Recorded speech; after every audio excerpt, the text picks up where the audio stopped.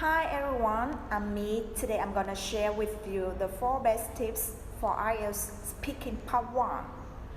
Part 1 of the test lasts 4 or 5 minutes and it's a Q&A, question and answer. I'm going to illustrate each tip with one model so you can improve your answers and get a higher score on the IELTS speaking test. Alright, let's begin. In the first part of the test, the examiner is going to ask you some questions about yourself and 3 different topics, familiar topics. They are questions that are related to you and your day-to-day life, such as your friends, your family, food, cooking, sports, hobbies, fashions, holidays, perfume, reading, neighbors, the internet, bottled water, smiling, recycling, sleep. First of all, tip number 1, use some connectors to improve your fluency. Logical flow is helped by connectors, things like and, also, but, in the first place, and so on. Here are some very common connectors we use, particularly in speaking natural English. If I want to give an idea or an opinion, I can say, in my opinion, in my will, to my mind. I would say, as far as I'm concerned. Some nice natural connectors. If you want to add ideas, we often say, on top of that, of course. Also, of course. What's more, I don't so add that. And of course, if you want to contrast ideas, you can say, but, however, that said, mind you, at the same time, once that's true. Alright, so these are natural spoken connectors, and it's really important to organize your answer and to improve your fluency. So, let's see a model answer. Do you think it's important for friends to laugh together? To my mind, it's extremely important because it helps us chill out. I haven't been going out with my friends much lately, but when we do go out together, we absolutely love to crack a few jokes together. On top of that, I just think that laughing is a great way to stay healthy and positive. So, did you see there? We had to my mind, but on top of that, different connectors really added value and quality to my answer. So, let's move on. Okay, number 2 is the use of idiomatic expressions. You must be use less common and idiomatic vocabulary. Idiomatic expressions are not only idioms, don't forget phrasal verbs. Some phrasal verbs, in fact, a lot of them are, so that means that the meaning of the whole phrase is different from the individual words. So when I say I was chilling out with my friends, it doesn't mean I was cold. It just means I was relaxing. To chill out, to relax, is idiomatic. So a lot of phrasal verbs are idiomatic. How many idiomatic expressions should we use?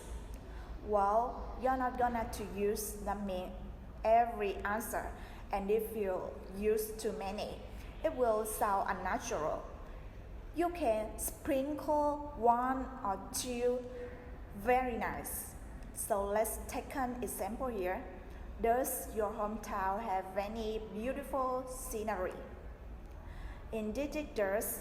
As a matter of fact, recently I've been visiting some of the mountains near my hometown, and there are second to none. I mean, they pull in a huge number of tourists, and you can see why I mean because the views are outstanding. So yeah, there was second to none, which means the very best, right? Let's move on. Tip number 3 is to make use of synonyms and antonyms. Vocabulary is really important.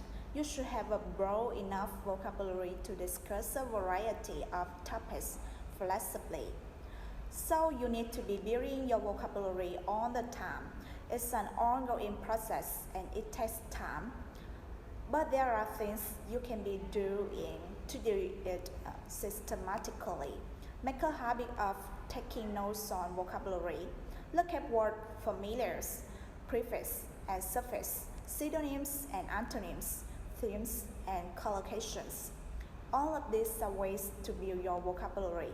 For example, we often say, I like this, I like music, and I like painting. But we could spice it up a little bit. Spice it up means make it more interesting and use different expressions. I'm really into, right? I'm fond of reading. I'm really into reading. I'm one for reading history books. We often say, oh, it's really good. The film was really good. The dinner with my family was really good. But we can say the dinner was out of this world. The dinner was cut above the rest. The dinner was outstanding. Let's see a model answer. Do you like to go to the zoo? To tell you the truth, I'm not really into zoos. Actually, I've been thinking about this a lot recently, and I get that zoos can be educational, right? But I don't think it's fair to keep the animals up in small cages all day. They should be out in the wild. I say, so did you see there?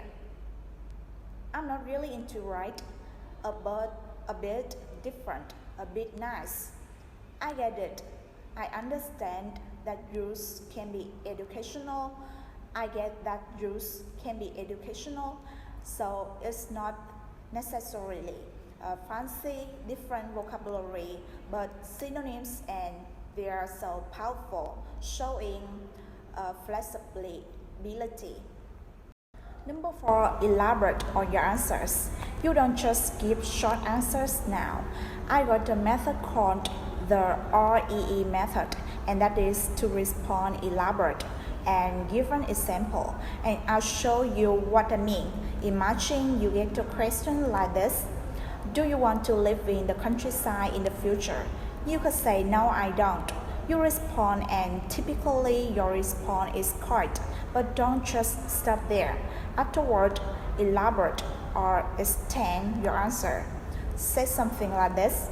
No, I don't want to live in the countryside because I am really into the hustle and bustle lifestyle of the cities. Moreover, I can have access to many services as well as more facilities when I live in these cities. Now, the last thing that we're going to do is some do's and don'ts for the IELTS speaking test. Do speak clearly and make eye contact. The next thing is to be polite, elaborate on your answers. Use language you are familiar with. Another tip is to watch videos of real IELTS tests. How about you don't? You shouldn't answer I don't know. We can always say I don't know, but then do give an answer anyway. Don't just say I don't know, sorry, and then wait for the next question. You shouldn't spend too long considering your answer. Okay, the next thing you shouldn't do is ask the examiner questions. Finally, you shouldn't memorize your answers because you'll just make your life more difficult. Just focus on becoming more fluent and confident in English, and that do you a lot better in the speaking test. Finally, don't worry if the examiner interrupts you. It's something you need to spend time on, but it's well worth doing. I hope these tips have helped you. the good news is that your English is surely getting better day by day. If you turn up and you keep going, you will get there. So stay positive. All the best. Bye.